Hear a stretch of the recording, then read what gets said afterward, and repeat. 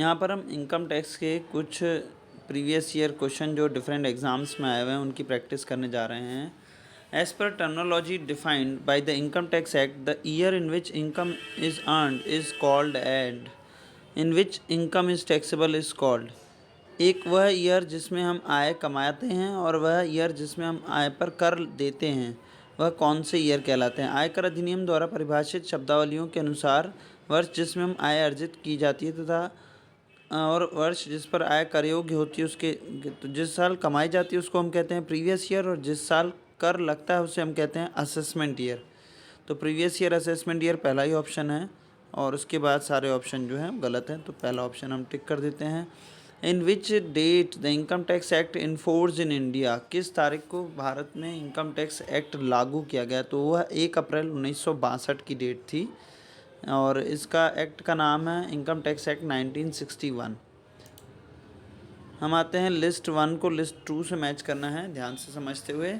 कहता है कि लिस्ट 1 है 6(1), जो सेक्शन 6 है वो रेसिडेंशियल स्टेटस की सेक्शन है। सेक्शन 10(1) है जो एग्रीकल्चर की है, तो ए का हो जाएगा हमारा ए का सेकंड हो जाएगा, जो कि ऑप्शन नंबर ए का सेकंड 2 ऑप्शन में है, और जो सी है उसका हमारा हो जाएगा एग्रीकल्चर इनकम जो 1 हो जाएगा, तो सी का 1 जो है इनमें से एक हो जाएगा। सी का यहाँ पे एच गलत लिखा है, सी का 1 ये होगा। और आप जैसे यहाँ पे क्वेश्चन गलत भी है तो आप उसे रिपोर्ट भी कर सकते हैं कि ऑप्शन में इनकरेक्ट है, उसको हम यहाँ पर टीम जो है वो सुधार दे देंगी।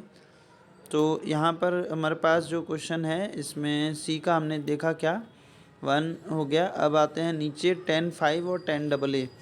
तो 10(5) और 10AA में हम बात करें, एक लीव ट्रेवल अलाउंस आएगा और लीव सैलरी आएगा। तो लीव सैलरी मैं समझता हूँ 10AA हो जाएगा। तो 4 और ये सेकंड हम बात करें और या 1 और यहाँ पे आता है तो 4, सी का 4 तो नहीं हो सकता, तो आंसर यही गलत हो गया। चलिए यहाँ पे आंसर क्वेश्चन इनकरेक्ट है, कोई बात नहीं, हम इस पर छोड़ देते हैं, आगे बढ़ते हैं। Income from salary involves the income from salary में इनमें से कौन सा आएगा, सैलरी अलाउंस, परक्विजिट्स या ऑल ऑफ द अबव। तो आंसर हो जाएगा all of these. Tax management is done, tax management किया जाता है टैक्स प्लानिंग के द्वारा। और आफ्टर टैक्स पेमेंट, यहाँ अल्टर हो गया है, आफ्टर होना चाहिए था, इसमें भी हम ऑप्शन में आफ्टर को लिख के रिपोर्ट कर दे रहे हैं, ये भी सुधर जाएगा हमारा।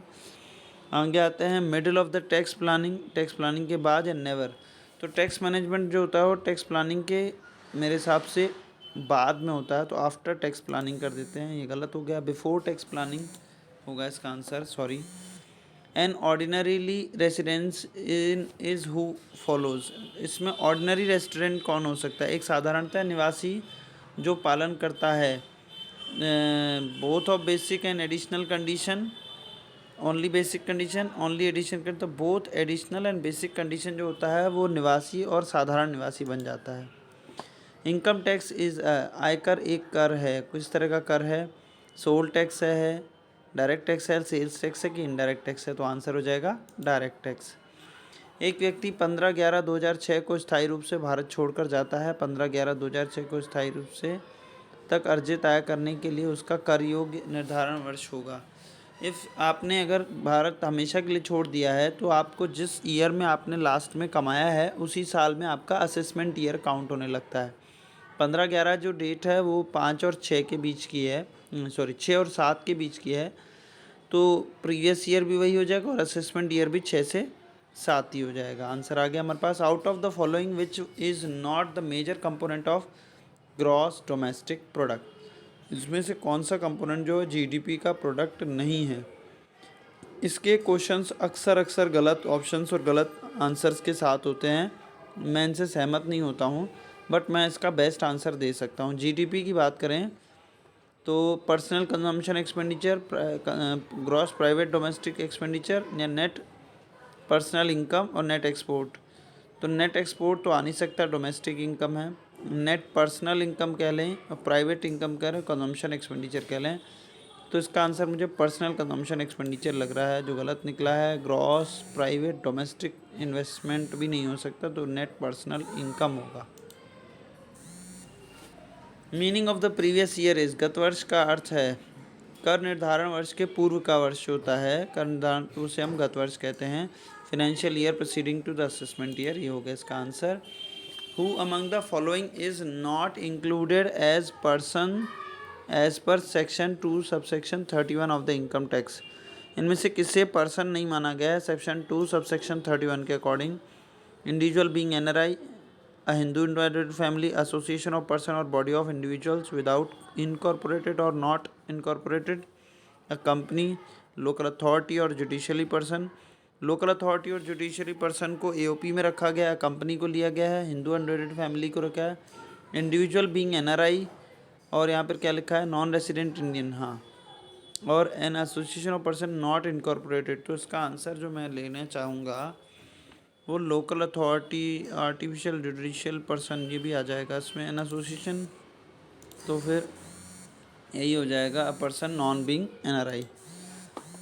सुगम, सहज और सुगम ITR 1 और ITR 4 का नाम है। तो सहज और सुगम, सुगम जो होता है वो ITR 4 का नाम होता है। ITR मतलब इनकम टैक्स रिटर्न की बात चल रही है। DTC is related, direct tax corporation किससे रिलेटेड है? तो ये है हमारी टैक्स से रिलेटेड है, एग्रीकल्चर से, पेपर से, बैंक से, किससे रिलेटेड है? टैक्स से।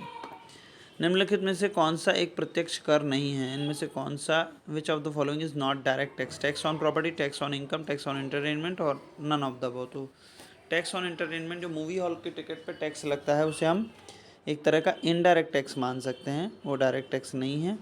तो इसका आंसर हो जाएगा टैक्स। एडियन रूल्स किससे जुड़े हुए हैं? 1953 के एडियन रूल्स जो हैं वो आपके डबल टैक्सेशन रिलीफ से जुड़े हुए हैं, ये मुझे याद है, उसके बेस पर मैं इसका आंसर दे रहा हूँ।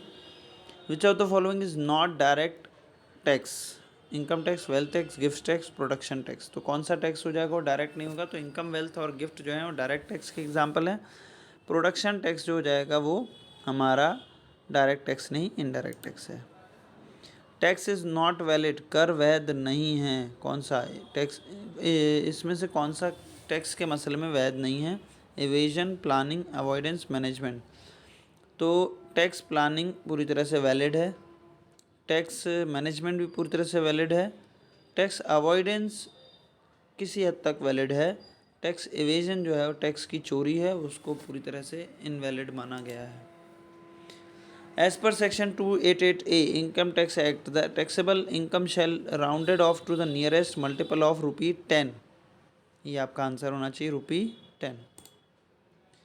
House property hold by the political party की वैल्यू क्या होती है? तो एक प्रॉपर्टी जो हाउस होल्ड है और क्या कहते हैं हाउस प्रॉपर्टी है जो पॉलिटिकल पार्टी के पास है, उसकी NAV हमेशा 0 मानी जाती है, यानी फुल्ली टैक्सेबल है, पार्टली टैक्सेबल है, एग्जम्प्टेड अप टू 50% है, फुली एग्जम्प्टेड है, और exempted not only up to stipulated period of, तो फुली एग्जम्प्टेड हो जाएगा इसका answer. Agriculture income is exempted under section 10(1)। और यहाँ पर हमने कुछ क्वेश्चन 20 प्रैक्टिस कर लिए हैं और उसमें से 16 सही हैं और 20 गलत हैं। यहाँ पर हम इन क्वेश्चंस को चेक भी कर सकते हैं अपने डेटाबेस में, और इन्हें हमेशा के लिए हमने कौन से गलत किए और कौन से सही को अपलोड भी कर सकते हैं। अपलोड को प्रेस करते ही हमारे हिस्ट्री रिकॉर्ड में आने लगेगा। हम जैसे ही इनकम टैक्स के अंदर जाएंगे तो हमें यहाँ पर क्वेश्चंस की लिस्ट के बगल में हमने कौन सा सही और कौन सा गलत किया था वह देखने को मिल जाएगा। तो देखिए हमने पहला क्वेश्चन सही किया है, आज भी 26 नवंबर को भी सही किया और 10 जुलाई को भी सही किया था। क्वेश्चन बी जो है हमारा वो हमने आज गलत किया था और 10 जुलाई को सही किया था, और हमने इस तरह कब कब कौन सा क्वेश्चन सही किया और कौन सा गलत किया है ये लिस्ट में हम देख सकते हैं। और अगर हम चाहें तो केवल उन क्वेश्चन की भी प्रैक्टिस कर सकते हैं जो आज हमने गलत किए हैं। सारे क्वेश्चंस को ऑफ कर सकते हैं और केवल उन्हीं क्वेश्चन को ऑन करें जो हमने गलत किया और उसकी हम प्रैक्टिस कर सकते हैं प्ले बटन दबाकर, और वह क्वेश्चन सामने आ जाएगा। तो टैक्स मैनेजमेंट इज़ डन, तो इसका आंसर था before tax planning. Thank you. और इस तरह हम प्रैक्टिस कर सकते हैं हमारे गलत किए हुए क्वेश्चन को भी हमारी ख़ास ऐप के थ्रू। इस ऐप का नाम है रटले ऐप।